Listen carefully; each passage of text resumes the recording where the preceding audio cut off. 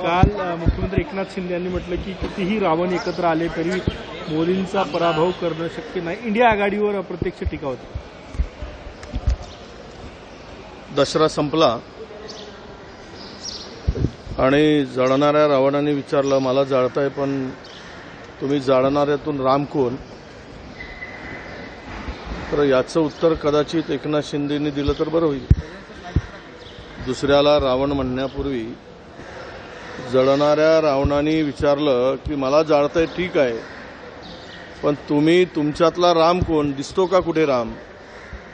ना सरकारमध्ये राम आहे, ना शेतकऱ्यांच्या आत्महत्या होत असताना राम दिसतोय, ना आपसामध्ये धर्माधर्मामध्ये तेढ निर्माण करून निष्पाप लोकांचा बळी जाताना राम दिसत नाही. सदाचारी राम आणि अशा पद्धतीनं स्वतःला रामाच्या भूमिकेत दाखवायचा मुख्यमंत्र्याचा प्रयत्न असेल तर महाराष्ट्रातील जनतेने त्यांना केव्हाच रावणाच्या भूमिकेमध्ये महाराष्ट्रातील जनता बघायला सुरुवात केलेली आहे. हे आता लपून राहिलेलं नाही. 24 तारखेपर्यंत मुदतवाढ दिलेली आहे शिंदे समितीला. नाही, आता ते आरक्षणाची मुदत संपली. कारण तुम्ही तेलंगणाचं काही कारण देऊन 2 महिने ते आरक्षण लांबणीवर टाकायचं तुमचा हा डाव आहे. तुम्ही दिलेल्या मुदतीत मराठा समाजाला आरक्षण द्यायला हवं होतं. काय शब्द दिला, कुठला शब्द दिला, कशा पद्धतीनं आरक्षण देणार होते, त्याला कशा पद्धतीनं तुम्ही मराठा समाजाचा आरक्षणाचा गुंता सोडणार होता. तुम्ही दिलेला शब्द मुदतीत पूर्ण करायला पाहिजे होता. परंतु सरकारला यातून पळवाटा काढायसाठी नवीन संधी शोधत असताना ही एक संधी आहे असं कदाचित त्यांना वाटत असावं. मुंबईचा शिर्डीमध्ये पंतप्रधानांनी शरद पवारांवर हल्ला केला. कृषी मंत्री असताना काय काम शेतकऱ्यांसाठी केलं. बाजूलाच अजित पवार बसलेले होते.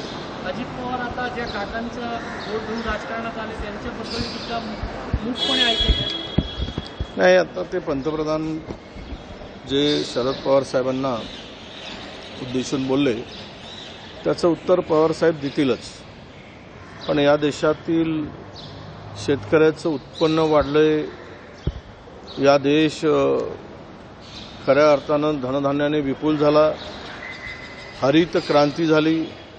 ही काय 9 वर्षात झालेली नाही.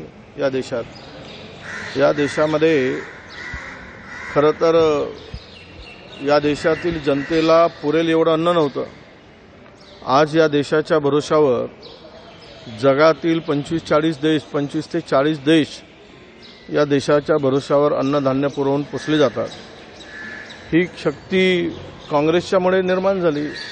हे काम काँग्रेसमुळे शक्य झालं.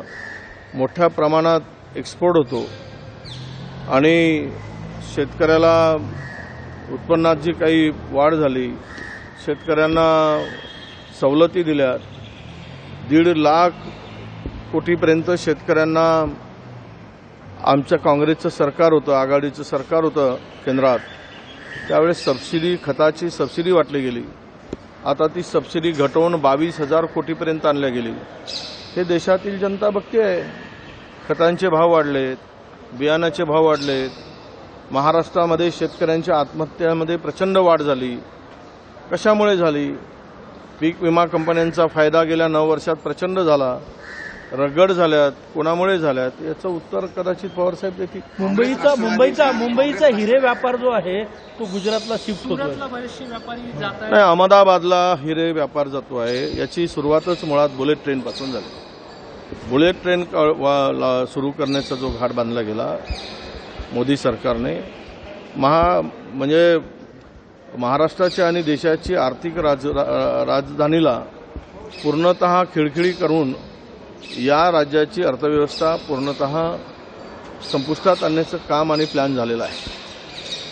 खरं तर 12,000 कारागीर त्या ठिकाणी शिफ्ट होणार आहे.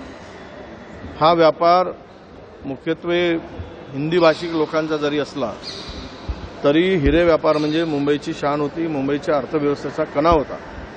तो कणा मोडण्याचं पाप केंद्र सरकारने अहमदाबादला घेऊन सर्वांगीण विकास सबका साथ हे वाक्य खऱ्या अर्थानं देशासाठी लागू होतं का, याचं उत्तर भारतीय जनता पक्षाने दिलं पाहिजे.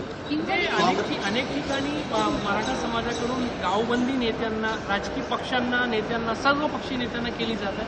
मात्र हे लोकशाहीमध्ये आपण योग्य मानता की वाटते की वेगळ्या वर्णावर जाईल, अयोग्य आहे? नाही, मराठा समाज आज ज्या स्टेजवर आलेला आहे तर त्याला कारणीभूत कोण आहेत हे त्या जरांगे पाटलांच्या वक्तव्यावरून दिसत आहे.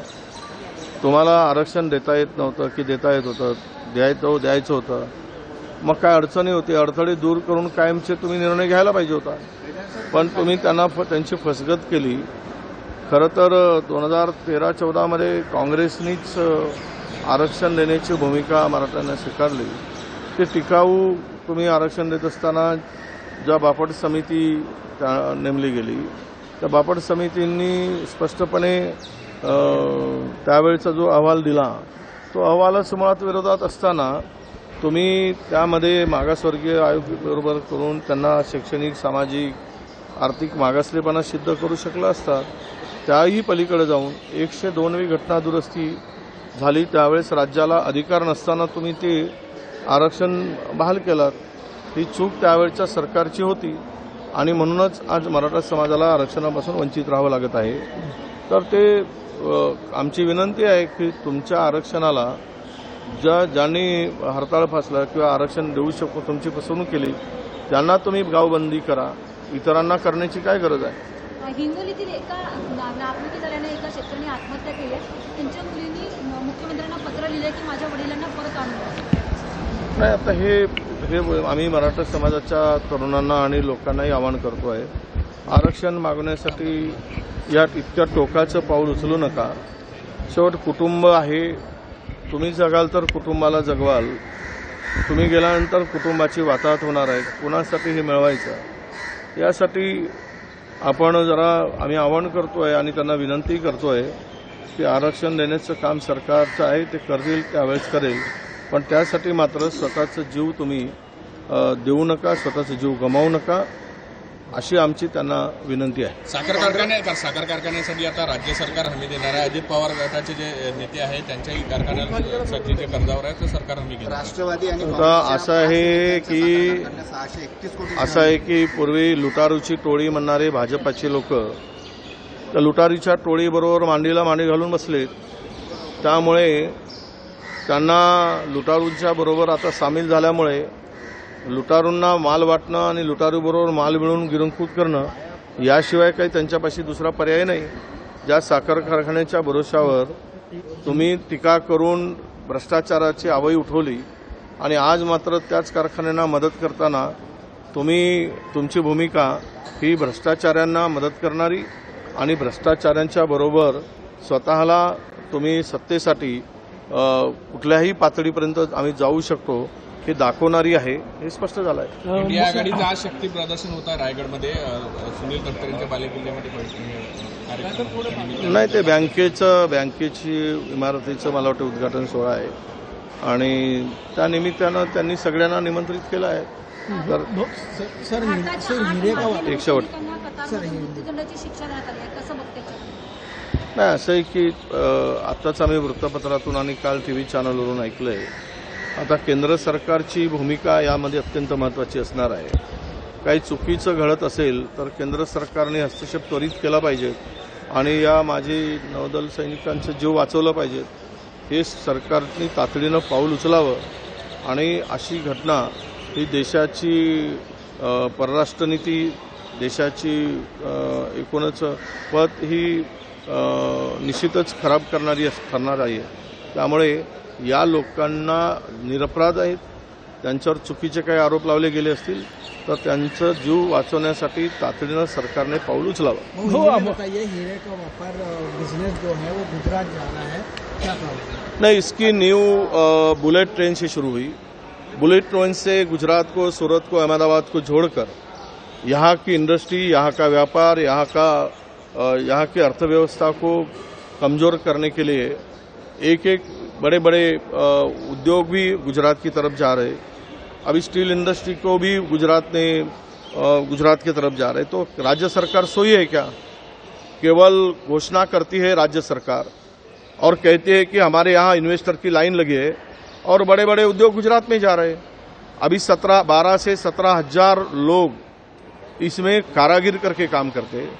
इसके ऊपर डिफेंड करीबन 2.5 लाख लोग हैं। ये व्यापार 1 लाख करोड़ तक का होता है।